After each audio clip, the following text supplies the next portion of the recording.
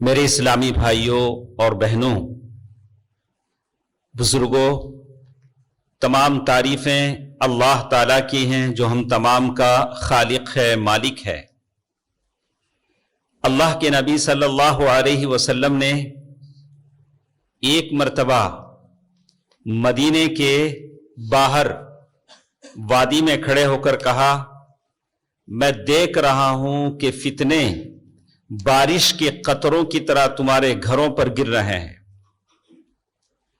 اور ایک حدیث میں فرمایا، الا انہا ستکون فتنا کقطع اللیل المظلم، سن لو تمہارے درمیان فتنے آئیں گے، ٹرائلز، فتنے، آزمائشیں آئیں گی، کقطع اللیل المظلم، جیسے اندھیری رات بھیانک ہوتی ہے ویسے یہ فتنے ہوں گے تمہارے خاندانوں میں، تمہارے گھروں میں، تمہارے دوستوں میں، یہ تمہارے معاشرے میں، تمہاری جماعتوں میں یہ فتنے آئیں گے۔ ایک صحابی رسول نے پوچھا، مل مخرج منہا یا رسول اللہ، اللہ کے نبی صلی اللہ علیہ وسلم آپ صادق مصدوق ہیں، آپ کہتے ہیں کہ فتنے آئیں گے تو ضرور آئیں گے، لیکن ان فتنوں سے بچا کیسے جائے؟ مل مخرج، ان فتنوں سے بچنے کا کوئی اپائے ہے، کوئی راستہ ہے کہ ان فتنوں سے ہم نکل سکیں؟ میرے نبی صلی اللہ علیہ وسلم نے فرمایا، کتاب اللہ، اللہ تعالی کی کتاب ہے، اس پر عمل کر کے آپ اور ہم ان فتنوں سے نکل سکتے ہیں۔ اور حدیث اس میں ضمناً شامل ہے۔ کتاب اللہ، اللہ تعالی کی کتاب ہے جس سے ہم ان فتنوں سے نکل سکتے ہیں۔ اس کے علاوہ ہمارے پاس کوئی راہ حیات، زندگی کا کوئی دستور نہیں ہے، کسی کی کوئی چیز نہیں ہے، اقوال نہیں ہیں، اقوال ذرین نہیں ہیں، ملفوظات نہیں ہیں، بس کتاب اللہ، اللہ تعالی کی کتاب ہے۔ چلیے دیکھتے ہیں کہ آج کے زمانے کا ایک سب سے بڑا فتنہ، جس سے جتنے لوگ میرے سامنے بیٹھے ہیں، جتنی مائیں اور بہنیں میری آواز سن رہی ہیں، شاید پرہیپس ایک آدھ لوگوں کا سینہ اس سے خالی ہوگا کہ اپنے دوست و احباب، رشتہ داروں کی دشمنیاں اس سینے میں پلتی نہ ہوں۔ ہم اپنی سینوں میں ناگ پالتے ہیں، ہم اپنے سینوں میں ناگ پالتے ہیں، جس کی وجہ سے ہمارے گھروں میں بے برکتیاں ہیں، خاندانوں میں سعادت مندی نہیں ہے، بیماریاں ہیں، یہ ساری بلائیں۔ لیکن اس کا سبب یہ ہے کہ ہم اپنے سینوں کو صاف نہیں کر سکتے۔ اپنے چاچاؤں سے، ماموں سے، ساس سسر سے، بھائیوں سے، بہنوں سے، پھوپھی سے جو دشمنیاں ہمارے جسموں میں، سینوں میں پلتی ہیں، اسے ہم دھو نہیں سکتے۔ اسی دشمنیوں کو لے کر قبرستان تک جاتے ہیں، قبروں میں دفن ہونے کو تیار ہیں۔ ایسے کچھ بدنصیب بول کر مرتے ہیں، میں مرا تو میرا منہ نہیں دیکھنا، وہاں تک ڈیڈ لائن وہاں تک لگاتے ہیں، میں مرا تو میرا منہ دیکھنا نہیں۔ جوروں کو بھی نصیحت کرتا، دیکھو میں مر گیا تو اسے جنازے کے قریب آنے دو نہ کو۔ سبحان اللہ، کیا ایسی دشمنیاں لے کر آپ قبر میں جائیں گے؟ چلیے ہم سناتے ہیں، اس امید پر سناتے ہیں کہ یہاں سے اٹھتے ہوئے آپ ان دشمنیوں کو دل سے نکال کر اٹھیں، ان عداوتوں کو، ان گھناؤنی خیالوں کو، جس نے تمہاری زندگیوں سے برکتیں ختم کر دیں، تمہاری ساری چیزیں برکتیں دنیا سے ختم ہو گئیں، میل ملاپ، الفت و محبت، ساری چیزیں ختم ہو گئیں۔ عجیب اتفاق ہوتا ہے کہ بغل میں آپ کا کزن بیٹھا ہے، آپ کو احساس نہیں کہ میرا کزن ہے، یہ میرا بھانجا ہے، یہ میرا بھتیجا ہے، یہ میرا ماموں ہے۔ یہ صرف خاندانوں میں نہیں، جماعتوں میں بھی ہے۔ جماعتوں میں عہدے کی تڑپ ہے، عہدے کے بھوکے ہیں، شہرت کے بھوکے ہیں، سیلفی کے بھوکے ہیں۔ ہر کوئی چاہتا ہے کہ میرا نام اتنا 1 میٹر لکھا جائے، 1 میٹر ان کا نام ہونا، اور اس کے ساتھ ان کی فوٹو بھی لگائی جائے، ان کا عہدہ بھی لکھا جائے۔ یہ سارے عہدے میرے اور آپ کے ساتھ ہیں، کوئی اس سے مستثنا نہیں ہے، لیکن یہ چیزیں منافع بخش نہیں ہیں۔ چلیے ہم دیکھتے ہیں، اس امید پر سنتے ہیں کہ یہاں سے اٹھتے ہوئے ہم دشمنیوں کو نکال کر اٹھیں گے۔ اللہ اللہ اللہ کی قسم دلا کر کہتا ہوں तैयारी कर लीजिए, किसकी आंख कब बंद हो जाए इसकी कोई गारंटी नहीं, उठने वाले का बैठने की गारंटी नहीं, मेरा यहां मेंबर से उतरने की गारंटी नहीं। आप ये मत सोचें कि मैं जीऊंगा, जैसे लोग दुआ देते हैं तुम जियो 1000 बरस, हर बरस के हो 100 बरस, कहां से लाएंगे? 60 बरस, 60 पार होने के बाद हाथ पांव कांपने लगते हैं, हाथ उठाए तो पैर उठता, पैर उठाए तो हाथ उठता। 60 साल के बाद यह हालत है। अब मैं ऐसी दुआ आपको कैसे दूं? तुम जियो 1000 बरस, हर बरस के हो 100 बरस। लेकिन मेरे नबी ने फरमाया कि हां, तुम लंबी जिंदगी जीना चाहते हो तो एक हल है कि अपने रिश्तेदारों के साथ अच्छा सलूक करो, तुम्हारी जिंदगी में बरकत हो जाएगी। 20 साल में भी मर जाओगे तो लोग तुम्हें 200 साल तक याद रखेंगे। वाह क्या नौजवान था, कितने प्यार से रिश्तेदारों से मिलता था और कितने प्यार से वो मुआसात खैर खाही करता था, कितने प्यार से वो रिश्ते निभाता था। इसका हल बताया गया कि तुम रिश्तेदारों के साथ खैर खाही करो, तुम्हारी उम्र लंबी कर दी जाएगी। लंबी उम्र करने का मतलब यह नहीं कि आप 200 साल जिएंगे, नहीं, 20 साल भी अगर जिए तो आपको लोग 2000 साल तक याद रखेंगे, इसलिए कि आपके अंदर वो क्वालिटीज होंगे। चलिए देखते हैं कि हम कुरान क्या कहता है। और एक बात अच्छी तरह समझ लें, मुझे भी बार बार ये आती है कि हर चीज का एक असर होता है। अल्लाह ताला ने फरमाया इन्नस्सलात तन्हा अनिल फहशाइ वल मुनकर, बेशक नमाज फहश और बुराई से रोकती है। अगर कोई नमाज पढ़ता है, फाहिश है, फहश करता है, बुराई करता है, तो कसूर नमाज का नहीं, नमाज पढ़ता है लेकिन जैसे पढ़ना है वैसे नहीं पढ़ता है, उस नमाज का असर उस पर नहीं हुआ। रमजान आता है, आदमी रोजा रखता है, रोजा रखने का असर बताया गया कि उसके अंदर तकवा पैदा हो। आप रमजान के रोजे रखते हैं, पीर और जुमेरात के रोजे रखते हैं, अय्याम 20 के रोजे रखते हैं, लेकिन आप तकवे की दौलत से खाली हैं, तो मतलब यह हुआ कि जैसे रखना था वैसे नहीं रखा। अगर कोई हज करता है तो कहा कि वो हज मबरूर, ऐसा हो जाता है कि अन्नमा उलिदत उम्मु, जैसे उसकी मां ने उसे जन्म दिया हो। जब वो हज के बाद आता है उसका हज कबूल हो जाता है, लेकिन उसके बावजूद वो सूद लेना नहीं छोड़ता, लोगों की जायदादें हड़प करना नहीं छोड़ता, गाली गलोच नहीं छोड़ता, मारधाड़ नहीं छोड़ता, अपनी सीने में दुश्मनियां, अदावतें, कदूरतें पालता है, तो इसका मतलब यह है कि उसका हज वैसे नहीं हुआ जैसे होना था। अब मैं जो आयतें आपको सुनाने जा रहा हूं, अगर ये आयतें आपने दिल के कानों से सुनी, वो असर लेकर आप उठते हैं, तो यकीनन आपका ईमान कुरान पर है, कुरान की आयतों पर है। आप उस एहसास के साथ उठें, इस अज़्म इस्तिक़लाल के साथ उठें कि मैं अपनी दुश्मनियां खत्म कर लूंगा, मुझे किसी कोर्ट के चक्कर लगाने नहीं पड़ेंगे। शर्म आती है, शर्म आती है। हम कुरान पढ़ते हैं, कुरान का दर्स देते हैं, और फिर अल्लाह ताला बार बार कुरान में कहता है अफ़ा हुक्मल जाहिलियति यबगून, अरे जाहिलियत के फैसले तुम चाहते हो? ऐसे लोग जो नजिस हैं उनके पास हाथ बंद करके खड़े होते हो, पुलिस स्टेशनों में, कोर्ट में, वहां जाकर तुम अपनी दुहाई देते हो। कुरान कहता है वमन लम यहकुम बिमा अंज़लल्लाह फउलाइका हुमुल काफिरून, जो अल्लाह को हाकिम न बनाए वो काफिर हैं। अब कोई और बात रह गई है आप इसकी तावील करना चाहें? कितने ऐसे लोग हैं, दामाद से थोड़ा ये हो गया, उसे मैं जेल का मजा चखाता हूं, उसे कोर्ट के कटहरे में खड़ाता हूं, ऐसे ना बोलते? कभी दामाद बोलता, कभी ससुर बोलता, कभी सास बोलती, कभी बहू बोलती। कितने कैसे? कौन खा रहा है तुम्हारा पैसा? कौन खा रहा है तुम्हारी जायदादों के झगड़े? वो जो तागूत हैं, अल्लाह पर ईमान नहीं रखते हैं। तुम्हारी चर्बी, तुम्हारे चमड़े, तुम्हारा लिबास ये लोग उतार रहे हैं, तुमसे पैसा लूट रहे हैं। और अल्लाह की किताब पुकार पुकार कर कहती है कि मुझे हकम बना लो, मैं तुम्हारा फैसला करूंगा। तुम्हारे जायदाद के फैसले, तुम्हारे झगड़ों के फैसले, आइली खानदानी निजाम के फैसले, शादीशुदा रिश्तेदारों के फैसले कुरान करेगा। लेकिन उसे हम मानने को तैयार नहीं, फिर भी हम पक्के मुसलमान हैं, अल्लाह की रहमत के मुस्तहिक हैं। कैसे होगा जब आप कुरान की मुखालफत करें? वमन लम यहकुम बिमा अंज़लल्लाह। अब कहां तलाश करे आदमी तकवा वालों को? आदमी कहां तलाश करे नेक लोगों को, जब खुद कोतवाल ही चोर बन जाए तो अब आदमी कहां तलाश करे कि नेक लोगों को। दोस्तों अजीजों, मैंने 2 आयतें आपके सामने पढ़ी हैं।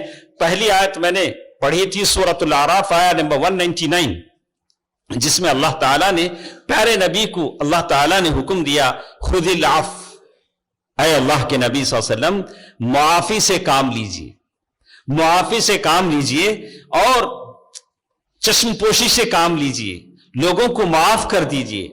वअमुर बिल उर्फ, लोगों को नेकी का हुक्म दीजिए। वआरिद अनिल जाहिलीन, और जो जाहिल हैं उनसे किनारा कश हो जाइए। अल्फाज के पेचों में उलझते नहीं दाना, जो अच्छे लोग हैं जाहिलों से उलझते नहीं। जाहिल से आप उलझेंगे, वो तो जाहिल है, वो तो नंगा है, आप नंगे हो जाएंगे। आप बड़े आदमी हैं, खामखा जाहिलों से उलझिए मत, जो जाहिल है उससे किनारा कश हो जाइए। अल्लाह ताला ने प्यारे नबी से कहा सल्लल्लाहु अलैहि वसल्लम, अल्लाह ताला जिनके बारे में कहता व इन्नका लअला खुलुकिन अज़ीम, आप बेहतरीन अखलाक पर फायज हैं। प्यारे नबी से कहा जा रहा है कि ऐ नबी, आप जाहिलों से मत उलझिए, आप जाहिलों से मत उलझिए। और एक आयत मैंने आपके सामने तिलावत की थी, सूरत अश-शूरा आयत नंबर 40, जिसमें अल्लाह ताला ने कहा वजज़ाउ सय्यअतिन सय्यअतुम मिस्लुहा फमन आफा व अस्लह फअज्रुहु अलल्लाह इन्नहु ला युहिब्बुज़ ज़ालिमीन। अगर कोई आपके साथ बुरा करता है तो आप उससे बदला ले सकते हैं। कितना? शेर को सवा शेर नहीं, जितना किया उतना। अब आपके पास कोई वो नापने वाला आला तो है नहीं, आप उसे नाप कर उतना ही बुराई का बदला दें। फमन आफा, लेकिन अगर आप उसे माफ कर देते हैं, दरगुजर से काम लेते हैं, तेरा वो ज़र्फ था कि तूने मुझ पर जुल्म किया, मेरा ये ज़र्फ है कि मैं तुझे माफ करता हूं, फ़अज्रुहु अलल्लाह, उसका अजर अल्लाह पर है। फ़अज्रुहु अलल्लाह, उसका अजर अल्लाह पर है। इन्नहु ला युहिब्बुज़ ज़ालिमीन, अल्लाह ज़ालिमों को पसंद नहीं करता। दोस्तों अजीजों, माँ और बहनों, अल्लाह ताला ने इसके अलावा भी कहा फस्फ़हिस सफ़हल जमील इन्ना रब्बका हुवल खल्लाकुल अलीम। अल्लाह ताला ने बार बार ये आयतें कही हैं कि लोगों से अफ़्व दरगुजर से काम लिया जाए। 2 बातें आपको समझाता हूं। जब भी जुमे का दिन होता है, खतीब मिंबर पर ये आयतें पढ़ता है, इन्नल्लाह यअमुरु बिल अदली वल इहसान, इन्नल्लाह यअमुरु बिल अदली वल इहसानि व ईताइ दिल कुर्बा व यनहा। तो ये आयतें जो पढ़ते हैं इसमें 2 बातें हैं, एक आदल है, एक एहसान है। अगर बुराई का बदला बुराई से दिया जाता है तो उसे कहते हैं अदल। अदल के माने हैं आपने कोई ज्यादती नहीं की। और अगर किसी पर आप एहसान करते हैं तो वो उससे बढ़कर है, एहसान का बड़ा मर्तबा है। अल्लाह ताला ने कहा कि अदल ये दूसरे आदमी के लिए, जो कॉमन पर्सन हो आपके साथ, आपका रिश्ते में नहीं है, आम आदमी है, लेकिन जब रिश्तेदारों की बात आई तो अल्लाह ने कहा कि एहसान। रिश्तेदारों के साथ आदल नहीं है, रिश्तेदारों के साथ एहसान है। आप उनके साथ एहसान करो। कितने हम में से लोग हैं जमीन के टुकड़ों के खातिर, कागज के टुकड़ों के खातिर अपने साथ खेलने पलने बड़ा होने वाले भाई से दुश्मनियां मोल ली। बहन जो आपके साथ बड़ी हुई, एक मां का दूध पीकर बड़ी हुई, उस बहन से जमीन के टुकड़ों के खातिर हमने दुश्मनियां मोल ली। क्या यह हकीकत नहीं है? बिल्कुल हकीकत है। लेकिन हम माफ करने को तैयार नहीं है, माफ करने को तैयार नहीं है। भले लोग ताना दे, जैसे अल्लाह ने बात की आयत में कहा, सूरतुल आराफ आयत नंबर 200, जिसमें अल्लाह ने कहा व इम्मा यनज़गन्नका मिनश शैतानि नज़गुन फस्तइज़ बिल्लाह। जब कोई हम पर जुल्म करता है और हम माफ करना चाहते हैं तो आस पास वाले कहते क्या उनको छोड़ डालते कि उन्हें क्या क्या करे, तुम्हें बख्श डालते कि इन्हें शैतान, यही शैतान है। आप उसे करें कि वो उसके अखलाक थे, माफ करना मेरे अखलाक हैं। चलिए हमारे पास एक 15 मिनट का टाइम है, اس 15 منٹ میں ہم دیکھتے ہیں کہ میرے نبی صلی اللہ علیہ وسلم نے اپنی زندگی میں کیسے لوگوں کو معاف کیا. رات کا وقت تھا، رات کے وقت میں کبھی میاں بیوی بیٹھ کر باتیں کرتے ہیں. بیوی کے ساتھ بیٹھ کر بات کرنا یہ بھی سنت ہے، لیکن ہمارے پاس ٹائم نہیں. گھر میں بھی آئیں گے تو وہی اسمارٹ کے ساتھ رہیں گے. ارے بیوی کے ساتھ بیٹھو، بیوی پیار محبت دینے کی چیز ہے. اس کے ساتھ بیٹھو گے بھی تو ثواب ملے گا، بشرطے کہ وہ اچھی ہو، وہ بھی آپ جیسے پاک طبیعت کی ہو، اچھی سیرت اخلاق والی ہو. اللہ کے نبی صلی اللہ علیہ وسلم اپنی بیوی کے ساتھ بیٹھے ہیں، اور بیوی بھی ہے کون؟ ام المؤمنین عائشہ رضی اللہ عنہا، جن کے بارے میں اللہ کے نبی صلی اللہ علیہ وسلم فرمایا کہ اے عائشہ تو دنیا میں بھی میری بیوی ہے، جنت میں بھی میری بیوی. جبریل نے مخمل میں لپیٹ کر تجھے خواب میں دکھلایا کہ تو میری بیوی بنے گی. ام المؤمنین عائشہ رضی اللہ عنہا جو بڑے فخر سے کہتی تھی مات رسول اللہ صلی اللہ علیہ وسلم بین حجری و نحری، اللہ کے نبی صلی اللہ علیہ وسلم میرے گود میں انتقال ہوئے. اللہ کے نبی صلی اللہ علیہ وسلم کے بارے میں کہتی تھی، اور بڑے فخر سے کہتی تھی کہ میں ہی وہ کنواری عورت ہوں جس سے اللہ کے نبی صلی اللہ علیہ وسلم نے شادی کی صلی اللہ علیہ وآلہ وسلم. رات میں دونوں بیٹھے ہیں، بات چیت ہو رہی ہے. ام المؤمنین نے پوچھا کہ اللہ کے نبی کیا میں پوچھ سکتی ہوں کہ احد کا وہ موقع جب آپ کے دان شہید ہو گئے، سر زخمی ہو گیا، سر سے خون بہنے لگا، آپ کی جان بھی خطرے میں پڑ گئی، اس سے بھی خطرناک ڈینجرس مومنٹ کبھی آپ کی زندگی میں آیا ہے؟ اس سے بھی کبھی آپ خطرناک موڑ پر کبھی ہوئے ہیں؟ اللہ کے نبی صلی اللہ علیہ وسلم فرمایا کہ اے عائشہ ہاں، اس سے بھی خطرناک موقع میری زندگی میں اس وقت آیا جب میں طائف کے پہاڑ پر پہنچا. ابن عبد کلال یعنی طائف کے جو بڑے سردار تھے، انہوں نے پتھر اوباشوں کے ہاتھ میں، گنڈوں کے ہاتھ میں پتھر دے کر میرے پیچھے لگا دیے، اور جسم پر پتھر پڑنے لگے، اتنے پتھر کہ میں اپنے آپ کو ہوش میں نہ رکھ سکا. اللہ کے نبی صلی اللہ علیہ وسلم فرماتے ہیں کہ میری حالت یہ تھی کہ میں اسیر علی وجہی، میں اپنے چہرے کی طرف جا رہا تھا. چہرے کی طرف جانے کا کیا مطلب ہے؟ چہرے کی طرف جانے کا مطلب ہے کہ کہاں جاؤں کوئی پتہ نہیں. مکے والوں نے نکالا صلی اللہ علیہ وسلم، شافع محشر ساقی کوثر صلی اللہ علیہ وسلم، مکے والوں نے نکالا. اس امید پہ طائف کی پہاڑ پر چڑھے، اس امید پہ طائف کی وادیوں میں گئے کہ چلو طائف والے ایمان لا لیں. طائف والوں نے اوباشوں کو پیچھے لگا دیا، سارا جسم اچر خون سے شرابور کر دیا، سارے جسم سے خون بہنے لگا. اب میں کدھر جاؤں؟ میں کدھر جاؤں؟ جا رہا تھا، منزل کا کوئی پتہ نہیں تھا. دوبارہ مکے میں جا نہیں سکتا بغیر کسی کے گارنٹی کے، اس لیے کہ کہیں جان کا بھی خطرہ تھا، اور طائف والوں کا یہ سلوک. لیکن اس وقت وہاں جب فرشتہ پہنچتا ہے تو نبی کہتے ہیں اللہم اغفر لقومی فإنہم لا يعلمون، اے اللہ میری قوم کو معاف فرما. دیکھا آپ نے پتھر مارنے والے بھی میری قوم کہلائے. آپ معمولی جائیداد کے جھگڑوں کے لیے اپنے بھائی کو تو ایسے کر دیتے ہیں، وہ میری ماں کا بیٹا ہی نہیں، وہ میری بہن ہی نہیں، وہ میرا باپ ہی نہیں. اس سے بھی بڑھ کر اور بھی میں نے ایسے حالات سنے، بیچارہ بچپنی میں باپ اگر اور ایک شادی کر لیتا ہے تو بیٹے ناراض ہو جاتے ہیں. ارے ہم آپ سے پوچھتے ہیں، آپ اپنے بیڈ روم میں چلے جائیں گے، اپنی بیوی کے ساتھ آپ خوش رہیں گے، یہ بوڑھا باپ جائے گا کہاں؟ اسے کون دوا دارو دے گا؟ کون اس کا خیال رکھے گا؟ کون سا پاپ اس نے کر لیا اگر اس نے شادی کر لی؟ سلف کہتے ہیں کہ میں چاہتا ہوں کہ میں اللہ سے ایسے ملاقات کروں کہ میں کسی کا شوہر رہوں. اگر مجھے معلوم ہے کہ 2 دن کے بعد میں مرنے والا ہوں تب بھی میں شادی کروں گا. اگر کسی کا بوڑھا باپ شادی کر لیتا ہے تو اس نے کوئی ظلم تو نہیں کیا. بچے اس پر بھی ناراض ہو جاتے ہیں، بولے ہمارے ابا شادی کر لیے. ارے ہاں، وہ بیچارے ان کی بیوی کا انتقال ہو گیا، ان کی دیکھ ریکھ کے لیے ضرورت ہے، اس میں کوئی عیب نہیں. اسلام کے اصول و قوانین کو سمجھنے کی ضرورت ہے. تو دوستو عزیزو، اللہ کے نبی صلی اللہ علیہ وسلم فرماتے ہیں طائف کا موقع اتنا بھیانک موقع تھا کہ اس وقت بھی اللہ کے نبی صلی اللہ علیہ وسلم کہہ رہے ہیں اللہم اغفر لقومی، یا اللہ میری قوم کو بخش دے، دوستو عزیزو، بڑا دل کیجیے، اپنے آپ کو بڑے لوگوں میں شامل کیجیے، محسنین میں شامل کیجیے، اللہ کے نبی صلی اللہ علیہ وسلم کی بشارتوں کو قبول کیجیے۔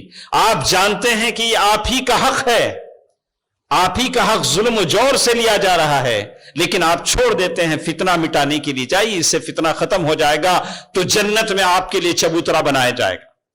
دنیا کی دولت بڑھ کر ہے کہ جنت کا چبوترا آپ کے لیے بڑھ کر ہے؟ سوچ کر دیکھیے۔ یہودیوں کی وہ عورت، مکے کی زندگی ہے، یہودیوں کی وہ عورت جس نے آپ کے اللہ کے نبی صلی اللہ علیہ وسلم کے بارے میں پوچھا کہ اللہ کے نبی صلی اللہ علیہ وسلم کو کیا چیز پسند ہے؟ لوگوں نے بتایا کہ بکرے کا ران۔ اب ایسا نہیں ہو کہ آپ ران ڈھونڈنے لگیں، بولا کہ اللہ کے نبی صلی اللہ علیہ وسلم پسند ہے۔ لوگ بولتے ہیں اللہ کے نبی صلی اللہ علیہ وسلم کو یہ پسند ہے، یہ سنت ہے، وہ سنت ہے۔ ہم بولتے ہیں پتھر کھانا بھی سنت ہے، پتھر کھانا بھی سنت ہے۔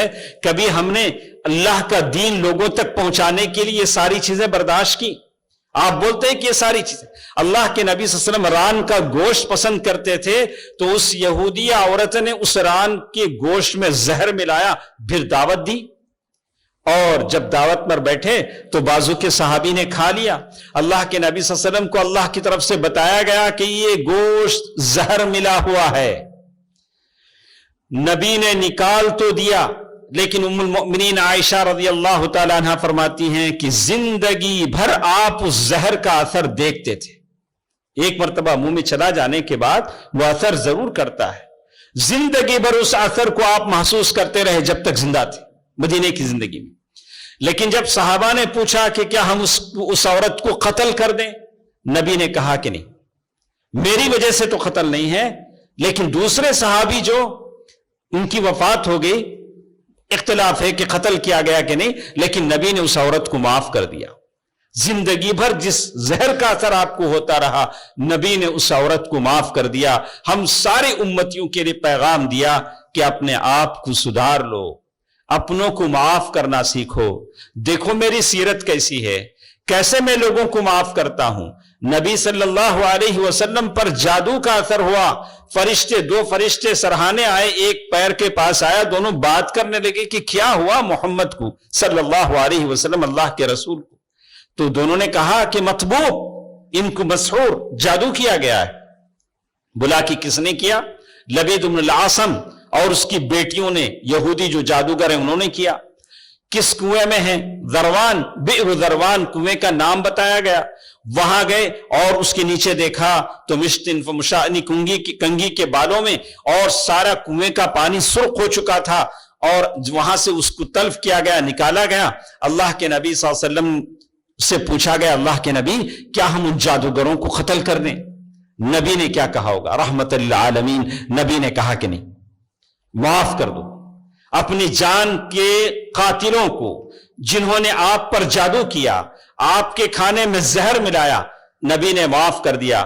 سعد بن عبادہ رضی اللہ عنہ بیمار ہیں، اللہ کے نبی صلی اللہ علیہ وسلم کی حالت یہ تھی کہ بیماروں کی تیمارداری کرتے تھے۔ آج ہماری حالت کیا ہے؟ جب تک زندہ ہے اس کے پاس جاتے نہیں، گئے تو کیا تمہیں مدد کرنا پڑے گا، دوے کے پیسے دینے پڑیں گے یا کچھ، تو اسی لیے لوگوں نے کہا کہ بھئی شادی میں تو آپ لفافہ لے جاتے ہو، بیماروں کے پاس جاتے ہو تو ضرور لفافہ لے کے جاؤ، اس لیے کہ آج شادی سے زیادہ بیماری پر خرچ آتا ہے، بیمار پر خرچ آتا ہے۔ تو اللہ کے نبی صلی اللہ علیہ وسلم، اور جب بیمار ہو کر آدمی مر جاتا ہے، انتقال ہو جاتا ہے، تو تب ناراض ہو جاتے ہیں، کیا بھئی ان کا انتقال ہوا، بتائے نہیں نا، بتائے تو تمہیں کیا کرتے تھے؟ پاڑ اٹھا لیتے تھے سر پہ، کیا ہوتا تھا آپ سے؟ ہم بولے کہ جو معاشرے میں جو بیمار ہیں، جو مفلوق الحال ہیں، جو تڑپتے ہیں، آپ ان کی تیمارداری کریں۔ سعودیہ میں ہم نے دیکھا اصدقاء المرضى، جو باقاعدہ پیشنٹس کے دوست کے نام سے تنظیمیں بنائی گئی، ان کے اخراجات برداشت کر دیے گئے۔ یہ معاشرے کا ایک ناسور ہے۔ بہت کم ماشاءاللہ چند آرگنائزیشن ہیں جو ایسے لوگوں کا خیال کرتے ہیں، جو سرطان، کینسر کے مریض ہیں، بہت سارے مریض ہیں، علاج معالجہ نہیں کر سکتے ہیں، تڑپتے ہیں کہ کوئی مل جائے تاکہ ان کی بیماری کا علاج ہو جائے۔ اللہ تعالیٰ سارے مریضوں کو شفا دے۔ اللہ کے نبی صلی اللہ علیہ وسلم سعد بن عبادہ کی عیادت کے لیے جا رہے ہیں، اور پیچھے اسامہ بن زید کو بٹھایا، ایک ہی سواری پر نکلے، ایک جگہ پہنچے تو دیکھا کہ اخلاط المشرکین اخلاط الیہود والمسلمین ایک ایسی جماعت میں پہنچے جہاں یہود اور مشرکین اور پھر مسلمان سب تھے. عبد الرحمن ابن عوف بھی تھے اور عبداللہ بن سلول منافقوں کا سردار بھی تھا، بہت سارے تھے. وہاں جب آپ کی سواری پہنچی تو مٹی اڑنے لگی، گرد اڑنے لگی. ایسا ہوتا ہے کبھی مٹی کی زمین ہو اور پھر اللہ کے نبی صلی اللہ علیہ وسلم نے سواری کھڑا کیا. جب بھی 4 آدمی ملتے تھے اللہ کے نبی صلی اللہ علیہ وسلم دعویٰ کرتے تھے. اللہ کے نبی صلی اللہ علیہ وسلم نے دعویٰ کیا، قرآن کی آیتیں پڑھیں، اسلام کے بارے میں سمجھایا. وہاں منافقوں کا جو سردار تھا عبداللہ بن ابی بن سلول، اس نے ناک پر کپڑا رکھ لیا، بولا کہ محمد صلی اللہ علیہ وسلم آپ اپنے اس خچر کی بدبو سے ہمیں تکلیف نہ دیں، ہم کو تکلیف ہوتی ہے.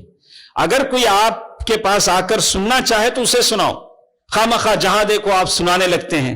جیسے بہت سارے لوگ بولتے نہیں، ہر چیز دنیا کی کسی چیز کو شاید لمٹ نہ ہو لیکن دوسری چیزوں کے لیے ہم لمٹ رکھ دیتے ہیں.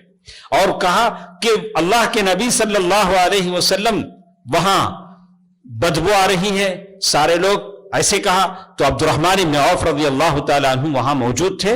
انہوں نے کہا کہ وہ خچر کی بدبو تیری خوشبو سے زیادہ عمدہ ہے. منافق کے سردار کو انہوں نے کہا. قریب تھا کہ دونوں گروپ لڑ پڑتے. اللہ کے نبی صلی اللہ علیہ وسلم نے صلح صفائی کرائی. بعد میں سعد بن عبادہ رضی اللہ تعالیٰ عنہ کے پاس گئے، جا کر کہا کہ دیکھو وہ خزرج کے سردار تھے. بولا کہ عبداللہ بن ابی بن سلول منافقوں کا سردار ایسے ایسے کہتا ہے.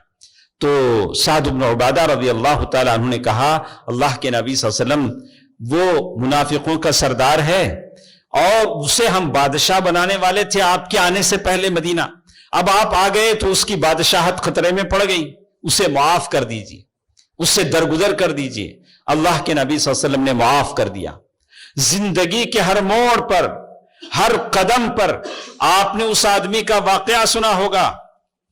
اللہ کے نبی صلی اللہ علیہ وسلم سو رہے ہیں، اچانک آیا، تلوار اٹھا لیا، بولا کہ محمد آپ سے کون مجھ سے آپ کو کون بچائے گا.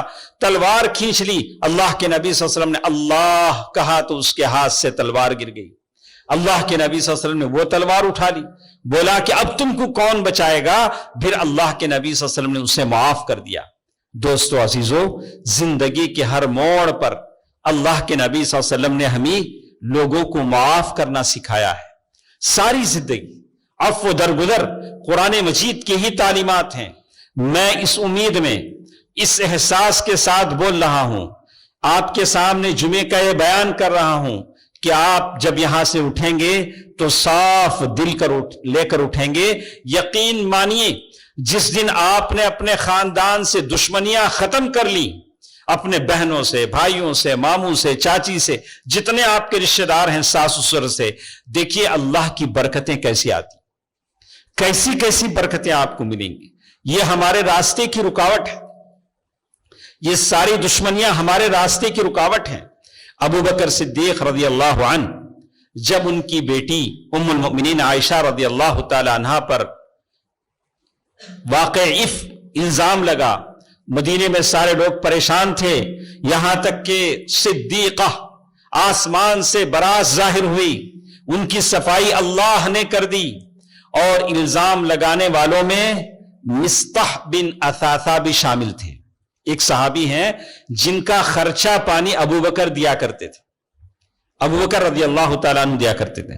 ذرا سیناریو آپ اپنے ذہن میں لا کر دیکھیے کہ ایک آدمی جس کو خرچہ پانی دے رہا ہے اور اسی کی بیٹی پر کوئی اگر الزام لگانے والوں کے ساتھ ہو جائے تو کیا حالت ہوگی. ابو بکر صدیق رضی اللہ تعالیٰ عنہ کو معلوم ہوا کہ میں مصطح بن اثاثہ کا خرچہ پانی دے رہا ہوں، کفالت کر رہا ہوں، میری بیٹی کے الزام لگانے والوں میں وہ بھی ساتھ ہیں اس گروپ میں. تو وہ غصہ ہو گئے، کہا کہ نہیں آئندہ سے میں کچھ نہیں دوں گا. اس لیے کہ آدمی اب بیٹی کی عزت بہت بڑی بات ہوتی ہے. اللہ تعالیٰ کی طرف سے آیت آئی وَلَا يَأْتَلِ أُولُو الْفَضْلِ مِنْكُمْ وَالسَّعَةِ، اللہ تعالیٰ کی طرف سے آیت آئی کہ ایسا مت کیجیے. ابو بکر رضی اللہ تعالیٰ عنہ نے معاف کر دیا. کیسی کیسی مثالیں ہمارے ساتھ ہیں. قرآن مجید نے کیسی کیسی مثالیں آپ کے اور میرے سامنے رقم کر دی ہیں. جلدی کیجئے اس سے پہلے کہ ہماری حالت ایسی ہو کہ ہم معاف کرنا چاہیں بھی تو وقت ہاتھ سے نکل چکا ہو. وقت کسی کا انتظار نہیں کرتا، وقت تو اپنے طور سے چل جاتا ہے. الوقت کالسیف یقطعہ ان لم تقطعہ یقطعہ. وقت تلوار کی طرح ہے، اگر تم اسے نہیں کاٹو گے تو وہ تم کو کاٹ دے گا. اس کا یہ مطلب نہیں کہ ٹائم پاس کرتے ہیں. ٹائم پاس کرنے کے لیے ہمارے پاس وقت نہیں. وقت بہت ہی عظیم چیز ہے جس کی قسمیں اللہ نے کھائی ہے. والفجر والشمس وضحاہا والعصر. اللہ تعالیٰ نے وقت کی قسم کھائی ہے، اس لیے ہم وقت کی قدر کرتے ہیں. یہ چند مثالیں میرے آپ کے سامنے تھیں، ورنہ بہت ساری مثالیں میں نے آپ کے سامنے لکھ کر لائی ہیں، لیکن اللہ کے نبی کی زندگی کی مثال سب سے بڑھ کر ہے. میری آواز سننے والی مائیں، بہنیں، بہن، بھائی جتنے میرے ساتھ موجود ہیں، سب سے کہوں گا کہ اپنے دل کو صاف ستھرا رکھیے. دل کو جھاڑ کر صاف کر رکھیے، جیسے آپ اپنا گھر آنگن رکھتے ہیں. اس دل میں دشمنیاں، کدورتیں، عداوتیں پنپتی ہیں تو سمجھ میں نہیں آتا کہ ایسے لوگ زندہ کیسے ہیں. جس دل میں اس طرح کی دشمنیاں ہیں، ایسے لوگ زہر پالنے والے زندہ کیسے رہتے ہیں. توبہ کیجئے، معاف کیجئے، معاف کرنا سیکھیے. آپ کا شمار محسنین میں سے ہوگا. فاجرہ علی اللہ. آپ کا اجر اللہ تعالیٰ پر ہوگا. اللہ تعالیٰ مجھے اور آپ کو اس کی توفیق دے. اللہ تعالیٰ ہم سب پر مہربانی فرمائے کہ یہاں سے اٹھنے سے پہلے ہم اپنے دلوں سے دشمنیوں کو نکال دیں اور اللہ تعالیٰ سے اجر لینے والے بن جائیں. اللہ تعالیٰ ہم سب کا شمار محسنین میں فرمائے. آمین. اے الہ العالمین، جتنے بیمار ہیں انہیں شفایہ بھی عطا فرما، شفائے کلی عطا فرما، شفائے عاجلہ عطا فرما. یا اللہ، ہم تمام کے وہ لوگ اسلاف جو دنیا سے جا چکے ہیں، قبروں میں آرام کر رہے ہیں، یا اللہ ان کے قبروں کو جنت کا دہ بنا دے. یا اللہ ان کے قبروں میں روشنیاں پیدا فرما دے. یا اللہ ان کے قبروں میں جنت کا بستر بنا دے. یا اللہ ان سب کی مغفرت فرما دے. آمین. صدق اللہ العلی العظیم ونفعنی وإياكم بالآیات والذکر الحکیم. انہ تعالی جواد ملک کریم والرؤوف الرحیم.